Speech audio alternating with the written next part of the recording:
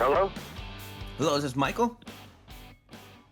Yes, it is. Michael, I'm glad we got you on the line. This is Outsider Tackle Box radio show and podcast, spreading happiness to the world through the joys of fishing. We got two people in the studio.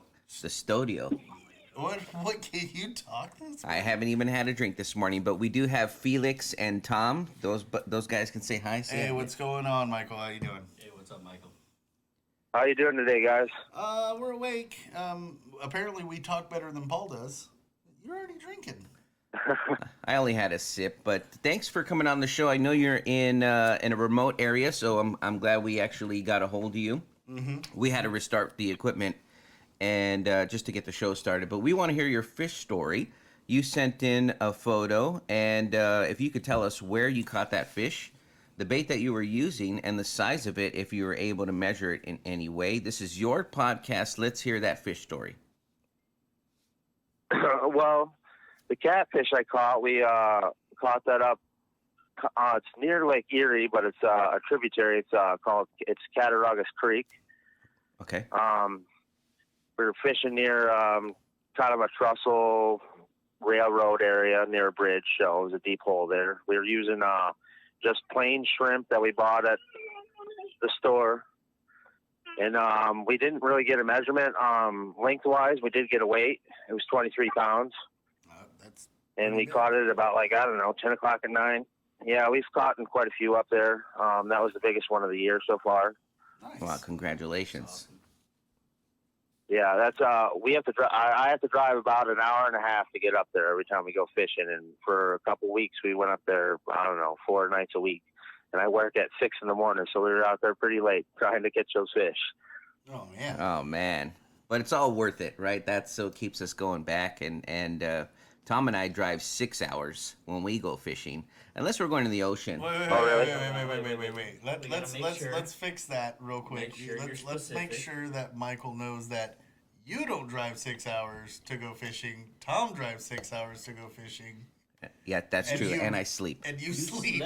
I sleep most of the time. 17 hours. Yeah. Felix knows. You slept for almost 17 I did, but let's not interrupt his story with me. All right, so then I'm gonna have to sing that song. I want to talk about me. Oh Lord, it's more country than that. How about you just don't sing? Yeah. All right, so you caught a catfish, and let's hear what's some of the favorite bait that you like to use when you're fishing for big cats. For big cats, my best luck has just been on plain shrimp, medium size. I usually go get it frozen. By the time we get up there, it's thawed out. We put it on the dash or whatever, and that's usually been the key. I mean, we've tried chicken liver, we've tried live bait, we've had luck on night crawlers, but I don't know why they just love shrimp. And if the shrimp is rotten, they won't eat it. They won't touch it. I don't know what. They're weird cats up here. In New York State, we don't have a lot of actual channel cats up here. We have a lot of bullhead, which they're usually, the state record for a black bullhead's 8 pounds, so they don't get very large. Uh-huh. So there's only 12 different lakes in the whole state of New York, and most of them are finger lakes, Lake Erie, Ontario, and stuff like that. So I live down towards the south, almost PA border, so we got to drive a ways, and then for some reason those cats up there, they're the closest ones, and I've never caught catfish that are so picky on bait. Wow. So shrimp's the way to go. Yeah, it's weird. I think that might up be here, true. For some reason, that's what it is. For other places as well. I think that shrimp does well for us too, and around the nation, people seem to use shrimp and stink bait and cut bait, punch bait. For us, it's a lot of shrimp and mackerel and night crawler and stuff like that. So. You sent in a few pictures. Yeah. And we redid your post because you had some big fish that you sent in, and I was like, people were going to hear those stories too. So, do you want to share with us the other photos? I know there was some big fish in those. Yeah, I got some bass. Yeah, I got some big bass, and this year I mainly only fished for the catfish and bass so far. Was trying to get the cats earlier in the year because about July now they moved back out in the main lake. But the bass, I just have a little local pond. We happened to kind of stumbled across that we decided we were going to try, me and my buddy. And I mean, it's got weeds up, we're standing in probably tick-ridden weeds when we fish there, but I can take my canoe in there. But it's just I don't know, it's maybe an acre-sized pond. And we went there one day, and the first fish I caught there was 6 pounds. And we were just astounded, Yeah, because, at that time, I mean, my biggest fish, biggest bass was probably a 7-pounder. I usually don't carry scales with me that much bass fishing because I usually try to carry light, just a backpack and 2 rods.